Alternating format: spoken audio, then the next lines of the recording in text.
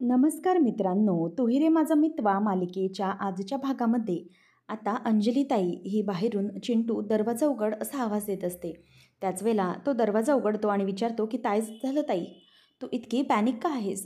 तेव्हा ती म्हणते की चिंटू बघ ना आजी, किती वेळ झाला आजीचा दरवाजा वाजवते, ती दरवाजाच उघडत नाही आहे आणि काही आवाजही देत नाही आहे, काहीच कळत नाही आहे, मला खूप भीती वाटते. असं म्हणून सगळेजण आता आजीच्या दरवाजाकडे धाव घेतात. अर्णव पण धावत धावत खाली उतरतो आणि त्याच वेळेला आता इथे अंजली ही तिला हळूहळू उतरायला लागत असतं, म्हणून ईश्वरी तिची मदत करत खाली उतरत असतात. आता अर्णव धावत जातो आणि मामा दरवाजा जोरजोरात आपटत असतो की आजी दरवाजा उघड, आई काय झालं दरवाजा उघड, असं सगळंजण म्हणत असतात. नंतर मग अर्णव खाली येतो आणि म्हणतो की काय झालं आहे मामा, आजी दरवाजा उघडत नाही आहे का? तेव्हा लगेच अर्णवला लगेच आल्याबरोबर वल्लरी म्हणते की बघ ना रे, काय झालं आहे, आई दरवाजाच उघडायला मान्य करत नाही आहेत आणि काही आवाज पण देत नाही आहेत आतून, काय झालं असेल? त्यावेळेला तिथे ईश्वरी म्हणते की काय झालं आहे आजी, दरवाजा उघडा प्लीज, असा आवाज देत असताना वल्लरी म्हणते की झालं, आल्या या आमच्या बळजबरीच्या सुनबाई आल्या इथे. यांना काय वाटतं आता यांनी आवाज दिला आणि आजी दरवाजा उघडतील का? खरं तर जिच्यामुळे हे सगळं झालं आहे ना, त्यात म्हणूनच हे सगळं घडलं आहे, हिच्यामुळे सगळं झालं आहे. तेव्हा मग आता मामा चिडतो आणि म्हणतो की वल्लरी, अगं तुझं तोंड बंद ठेव, हे सगळं बोलण्याची ही वेळ आहे का? अगं ही वेळ काय आणि तू बोलतेस काय? असं म्हणून मामा तिच्यावर चिडतो.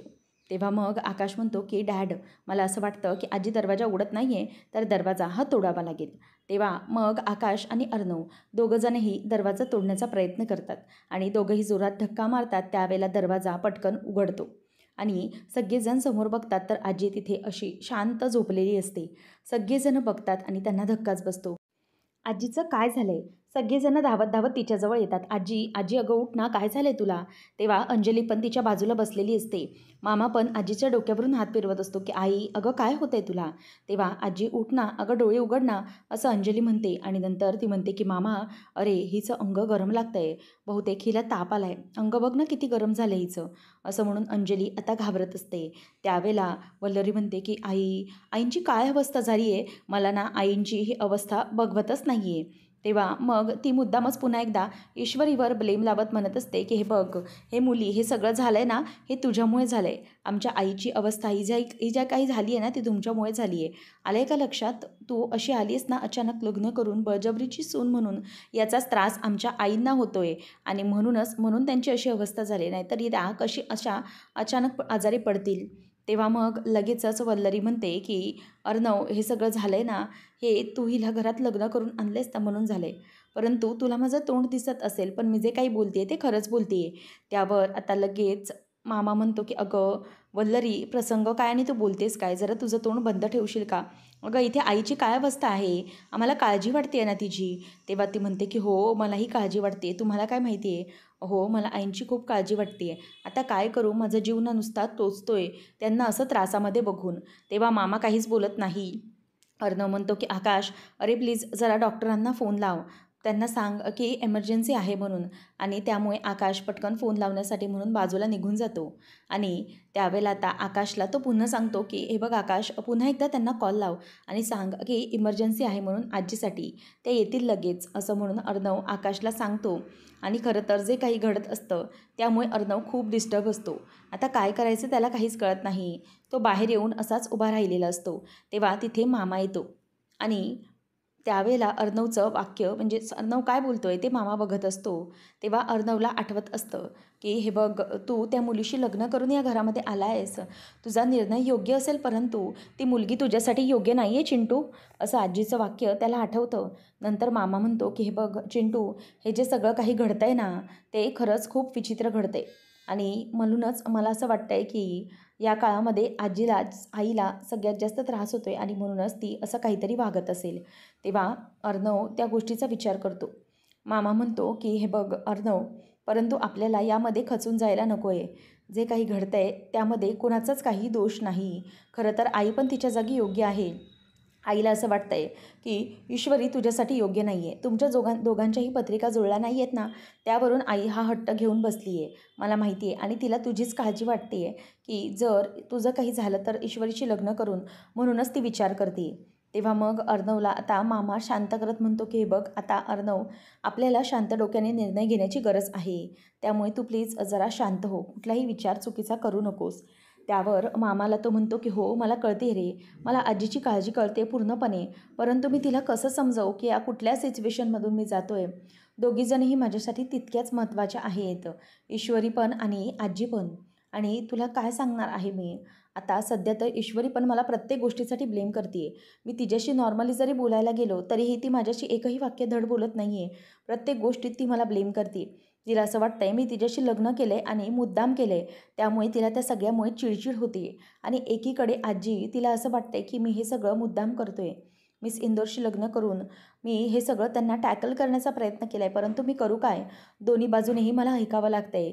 मिस इंदोरही नाही आणि आजीही नाही. दोघीही माझ्याबद्दल खूप मोठा गैरसमज करून बसल्या आहेत. आणि मिस इंदोरच्या लाईफमधला तर मी सगळ्यात मोठा विलन आहे. त्यामुळे मला खरंच काही कळत नाही की मी काय करू. त्यावेळेला मामा म्हणतो की हे बघ अर्णव, मला कळतं आहे की सध्या तुला काय वाटतं आहे ते. परंतु आपल्याला ह्या सिच्युएशनमधून पण बाहेर आलं पाहिजे. आणि त्यावेळेला लगेच मामा म्हणतो की आईला बरं वाटण्यासाठी या सगळ्या गोष्टीतून तिला बाहेर काढणं जास्त महत्त्वाचं आहे. आणि त्यासाठी परिस्थिती सुधारली पाहिजे. म्हणून आता लगेच अर्णव म्हणतो की तेच तर मला काळजी वाटते. त्यावर मामा आता सांगायला लागतो की मग आपण काय करायचं आहे. आईला बरं वाटण्यासाठी काही करायला लागेल की नाही हे मला काहीच कळत नाही आहे. पण तुला तुझा डिसिजनही बदलता येणार नाही आहे. असं काहीतरी केलं पाहिजे जेणेकरून दोन्ही बाजूने तुला कुठल्याही प्रकारचा प्रॉब्लेम आला नाही पाहिजे असं मला वाटतं आहे. त्यामुळे तू आता असं काहीतरी कर ज्याने ईश्वरीही आनंदी राहील आणि आई तिलाही काही वाईट वाटणार नाही. असं काहीतरी तुला करायला पाहिजे. त्यावेळेला मग अर्णव त्याचा विचारच करत राहतो. आणि मग मामा म्हणतो की खरं आहे, कसं आहे ना आत्ताच्या या वयामध्ये आईला आपल्याला गमावून चालणार नाही. कारण तिचं वय हे जास्त आहे आणि त्यामुळे ती जे काही वागते ते तिच्या ठिकाणी कदाचित बरोबरही असेल. कारण तिला तुझी काळजी वाटते आहे म्हणून, बाकी काही नाही. त्यावेळेला मग आता मामा म्हणतो की आता तू एक काम कर, तुला सगळं काही सावरून घ्यायला हवं आहे. तुला ईश्वरीचं मनही सावरायला हवं आहे. शिवाय आजी किंवा आई जे काही आहे ते तुला व्यवस्थितपणे बघावं लागेल. दोन्ही गोष्टी अगदी क्लिअर असतील. त्यामुळे नको काळजी करूस, सगळं काही होईल व्यवस्थित असं मामा आता त्याला धीर देत समजावत असतो. नंतर मग इथे आता आजी ही शांत बसलेली असते. तिला जरा शुद्ध आलेली असते. डॉक्टर आजीला चेक करत असतात आणि म्हणतात की ह्यांना मी इंजेक्शन दिलं आहे, हळूहळू यांचा ताप उतरेल. फक्त यांना हे जे काही डोस दिले आहेत ते घेण्याच्या अगोदर काहीतरी खायला द्या. म्हणजे तेवढाच त्यांना आधार मिळेल आणि तेवढ्यात त्या पटापट कवर होतील. आणि ह्यांना व्यवस्थितपणे खातपीत द्यायला सांगा. त्याशिवाय त्यांची तब्येत बरोबर होणार नाही. डॉक्टर आता मी येते, बाकी जर काही एमर्जन्सी लागली तर कॉल करा असं म्हणून डॉक्टर आता बाहेर पडतात. तेव्हा आता डॉक्टर बाहेर गेल्यावर आजीला अंजली म्हणते की आजी थांब, तू इथेच बस, मी तुझ्यासाठी काहीतरी खायला करून आणते. तुला गोळ्या घ्यायच्यात ना. तेवढ्यातच आता आजी तू इथेच बस, मामी तूही थांब असं म्हणून अंजली बाहेर पडत असते तिथून. तेवढ्यातच ईश्वरी येते आणि म्हणते की अंजलीताई बसा, कुठेही जाण्याची गरज नाही आहे, मी आजींसाठी नाश्ता घेऊन आली आहे. असं म्हटल्यावर आता सगळेजण तिच्याकडे बघायलाच लागतात की इतकं सगळं होऊनही ईश्वरी नाश्ता घेऊन आली. त्यामुळे मग आता ती म्हणते की आजी हे घ्या, काहीतरी खाऊन घ्या. तेव्हा वल्लरी मुद्दामच पुन्हा एकदा तोंडमध्ये घालत म्हणते की काय गं, काय गरज आहे ही सगळी नाटकी करण्याची तुला. खरं तर जिच्यामुळे आईंवरची ही अवस्था झाली आहे, तुझ्यामुळे आईंची ही अवस्था झाली आणि तूच इथे काय नाटकं करतेस असे नाश्ते वगैरे घेऊन येण्याची. असं म्हटल्यावर अंजली म्हणते की अगं मामी हे काय बोलतेस तू, प्लीज असं बोलू नकोस. तेव्हा मग ती म्हणते की बोला बोला, सगळेजणच ना मलाच बोला. मी बोलले ना की माझंच तोंड दिसतं, परंतु या मुलीची नाटकं तुम्हाला दिसत नाही आहेत का. हे सगळं जिच्यामुळे होतं आहे तिच्यामुळेच तर आईंची ही अवस्था झाली, बरोबर ना. पण तुम्ही बघा, एक ना एक दिवस ना ही मुलगी आपल्या सगळ्यांच्या डोक्यावर मिऱ्या वाटते की नाही ते बघाच. असं वल्लरी टोमणा मारते. परंतु ईश्वरी तिच्याकडे काहीच लक्ष देत नाही. ती म्हणते की आजी तुमची तब्येत ठीक नाही आहे, मला माहिती आहे. पण तुम्हाला आता गोळ्या घ्यायच्यात की नाही, त्यामुळे तुम्ही प्लीज नाश्ता करून घ्या. मला माहिती आहे की तुमचा माझ्यावर राग आहे, परंतु प्लीज तुम्ही असा अन्नावर त्याचा राग काढू नका. आणि दुसरी गोष्ट म्हणजे मला माहीत नव्हतं खरंच की हे सगळं काही असं घडणार आहे. आणि खरंच ते सगळं माझ्या हातातही नव्हतं. आणि जर मला माहीत असतं की हे असं घडणार आहे तर मी ते घडूच दिलं असतं. परंतु खरंच सांगते, माझ्या हातात काही नव्हतं. मी मुद्दाम हे सगळं नाही केलं. प्लीज माझ्यावर विश्वास ठेवा. हे सगळं मुद्दाम माझ्याकडून नाही घडलं आहे असं ती आता सांगत असते.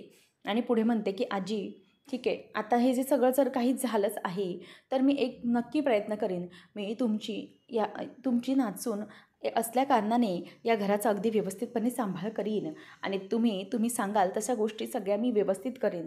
त्यामुळे कधीही तुमच्या बाबतीत मी चुकीचं घडू देणार नाही. तेव्हा मग वल्लरी म्हणते, की "हे बघ, अगं तू बळजबरीने आलीस या घरामध्ये आणि हक्क कसले गाजवतेस, की मी असं करीन, तसं करीन म्हणून."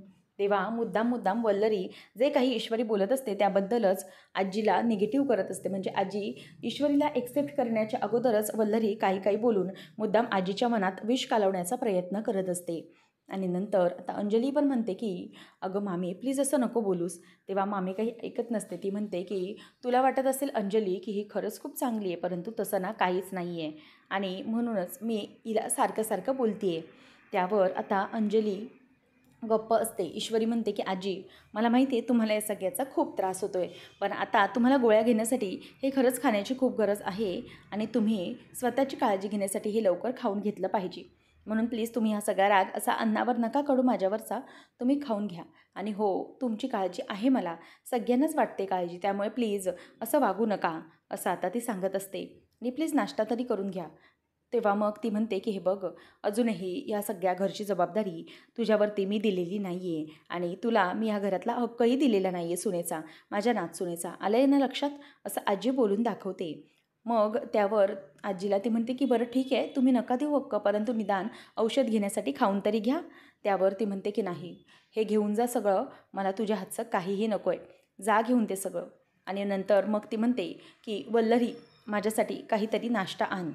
त्यावर आता वल्लरी खूपच खुश होते आणि म्हणते, की "हो हो आई, आणते हा, लगेच आणते. आणि हो, मी एक काम करते तुमच्यासाठी ना, फ्रेश फ्रूट ज्यूसच घेऊन येते. तो कसा आहे ना, पटकन बनेल ना, थांबा, मी घेऊन येते तुमच्यासाठी, थोड्यात लगेच वेळात घेऊन येते." असं म्हणून वल्लरी आता तिथून उठून जात असते आणि मुद्दामच ईश्वरीचा अधिकार वल्लरीला मिळालेला असतो म्हणून तिला खूप जास्त आनंद झालेला असतो. आता ह्या सगळ्यामुळे ईश्वरीला वाईट वाटतं. नेलेला नाश्ता तिला पुन्हा आणावा लागलेला असतो आणि ती पुन्हा तो नाश्ता घेऊन बाहेर चाललेली असते. तिच्या डोळ्यात पाणी येतं आणि अंजली ते बघते आणि अंजलीलाही तिची ती अवस्था पाहून खूपच वाईट वाटतं. ईश्वरी आता बाहेर येते आणि खूप रडतच तिथेच तशी उभी राहिलेली असते. मी काय करू? खरंच माझ्या हातात काहीच नाही आहे आणि इतकं सगळं घडूनही मी म्हणजे सगळं नॉर्मल करण्याचा प्रयत्न करते, परंतु तरीही आजी ऐकून घेत नाही. मला तुझ्या हातचं काहीही नको आहे, तू जा इथून.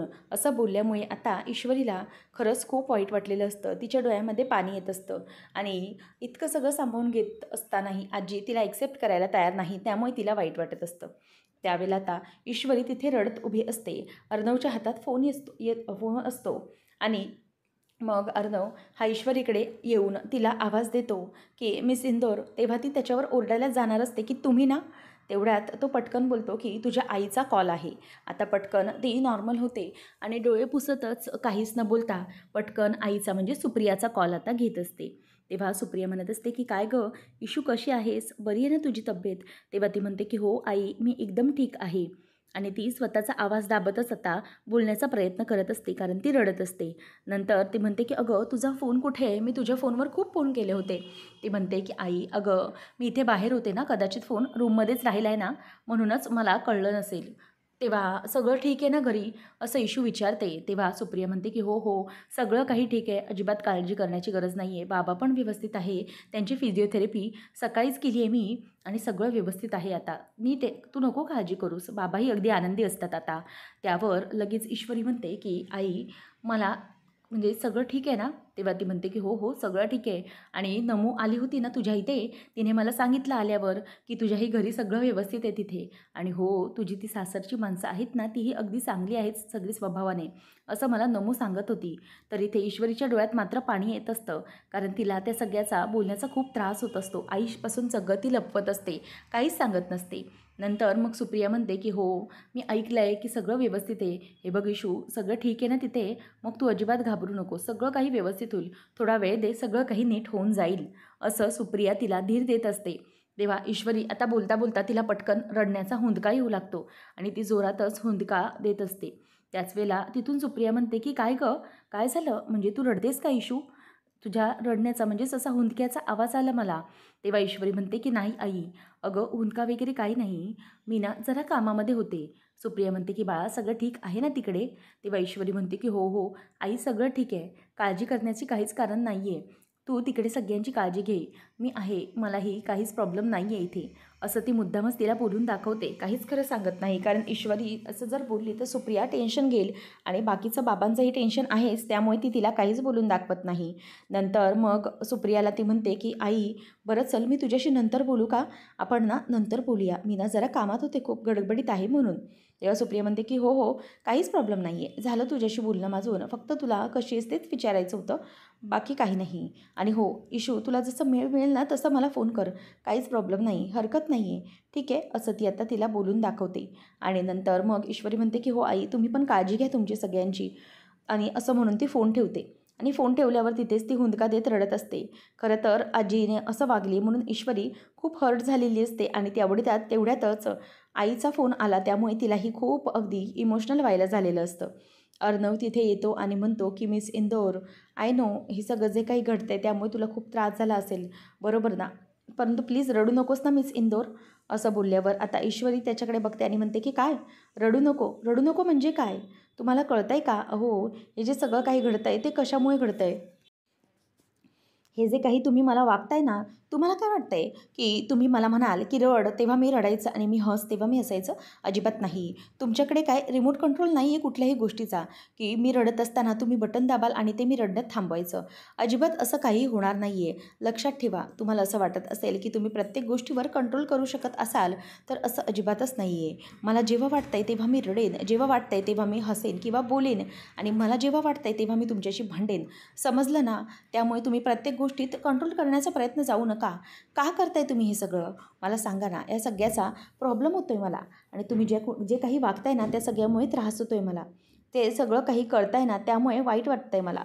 तुम्हाला वाटत असेल की कितीही काही झालं तरीही तुम्ही खूप ग्रेट आहात. तुम्ही सगळ्यांना नॉर्मल करण्याचा प्रयत्न करता. तुम्ही सगळं तुमच्या मर्जीनुसार करून घेता. तुम्हाला वाटतंय की तुम्ही मला या संकटातून सोडवलं आहे, परंतु नाही. तुम्हाला नाही कळत आहे की तुम्ही मला किती मोठ्या उलझनमध्ये घातलं आहे. तुम्ही हे सगळं जानबूजके केले मला माहिती आहे. तेव्हा मग अर्णव म्हणतो की मिस इंदौर ऐक. तेव्हा मग ती म्हणते की नाही, मला ना तुमचं आता काहीच ऐकून घ्यायचं नाही आहे. मला माहिती आहे हे सगळं ना तुम्ही मुद्दाम करून आणलं आहे, मुद्दाम. कारण का की तुम्हाला हे सगळं खपत होतं ना, म्हणूनच. आणि एक लक्षात ठेवा की तुम्हाला असं वाटत असेल की मी तुमच्या हातातली भावली आहे, तर तसं अजिबात समजू नका. अजिबातच मी तशी नाही आहे. आणि हो, राहिला प्रश्न तर तुम्ही ते केल्याचा. तुम्हाला आयडिया तरी आहे का की मी काय भोगते ते? मी काय कुठल्या परिस्थितीतून जाते इथे, हे तुम्हाला कळतही नसणार. कसं कळणार? कारण तुम्ही तुमचा निर्णय घेऊन मोकळे झालात ना. तुम्हाला काय कळणार आहे की मला काय वाटतंय, इथे कुठला त्रास होतोय, आजीशी मी कुठल्या प्रकारे डील करणार आहे, याची तुम्हाला जरा तरी कल्पना आहे का? नाही. कारण तुम्हाला फक्त तुमचा इगो सॅटिस्फाय करायचा होता आणि त्यासाठी तुम्ही हे सगळं केलं. मला माहिती आहे का केलं ते सगळं, कशासाठी केलेत, आणि तुम्हाला काय हवं आहे, काय मिळतं या सगळ्यातून. तेव्हा ईश्वरीला तो म्हणतो त्रास.